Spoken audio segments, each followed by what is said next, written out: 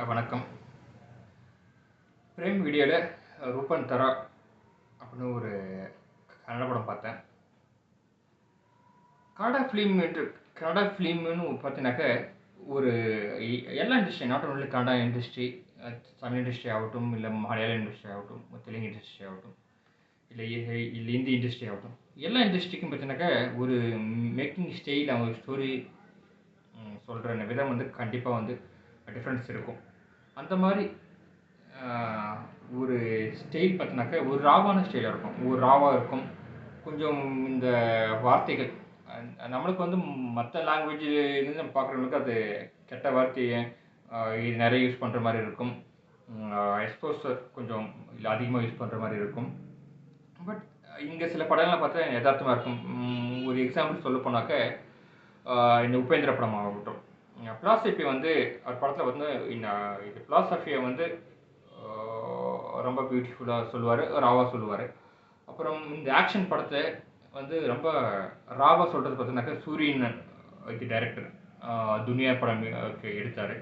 அவர் வந்து இந்த படத்தில் பார்த்தீங்கன்னா இந்த ஆக்ஷன் படத்தெல்லாம் வந்து ராவாக சொல்லுவார். இந்த அண்டர் வேர்ல்டெல்லாம் கொஞ்சம் ராவாக இருக்கும். ஸோ அந்த மாதிரி ஒரு ஒரு யூனிக்கான படம்னு பார்த்தோன்னாக்க ரூபன் தாரா. ராஜ்பி செட்டி வந்து இதில் வந்து ஆக்டிங் பண்ணியிருக்காரு, ப்ரெசென்ட் பண்ணியிருக்காரு, ப்ளஸ் கொஞ்சம் ஸ்க்ரீன் பிளே நல்லா இருக்கார்.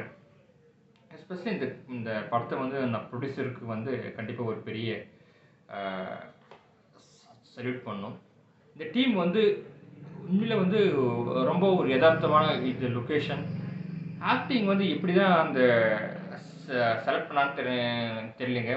மோஸ்ட் ஆஃப் 90% வந்து யதார்த்தமான இல்லை ஆக்ட்ரஸ். இதுக்கு முன்னாடி வந்து பார்க்காத எல்லாருமே வந்து ஆக்ட்ரஸாக இருந்தாங்க. ஒரு சிம்பிளான ஒரு பிலாசபி தாங்க இல்லை இந்த படம். இந்த யாருக்கான இந்த சஜஷன் பண்ணுறோம் அப்படின்னாக்க ஒரு டீசெண்டான ஒரு ஹியூமனிட்டியோட நீங்கள் ஒரு படம் பார்க்கணும், உங்கள் டைம் வந்து ஒரு மீனிங்ஃபுல்லாக நான் இருக்கணும் அப்படின்றவங்க வந்து இந்த படத்தை வந்து கண்டிப்பாக நான் சஜஷன் பண்ணுறேன். ஆக்சுவலி ரொம்ப கிளாசிக்கல் படம்லாம் இருக்காது, ஓரளவுக்கு ஸ்டோரி டெல்லிங் இருக்கும். மசாலா என்ன விரும்பிகள் ஒரு நல்ல படம் பார்க்கணும் அப்படின்ற கண்டிப்பாக இந்த படம் பாருங்கள்.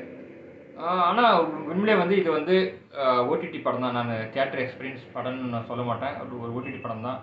கொஞ்சம் பொறுமையாக நிதானமாக உட்காந்து பார்த்தீங்க அப்படின்னாக்க அவங்க சொல்ல வந்த விஷயம் உங்களுக்கு அழகாக புரியும். ஒரு ரியலைஸும் ஆகும். ஒரு மீனிங்ஃபுல்லான படம் கண்டிப்பாக பிரேம் ஓடிடியில் இருக்குது, பாருங்கள். பாய்.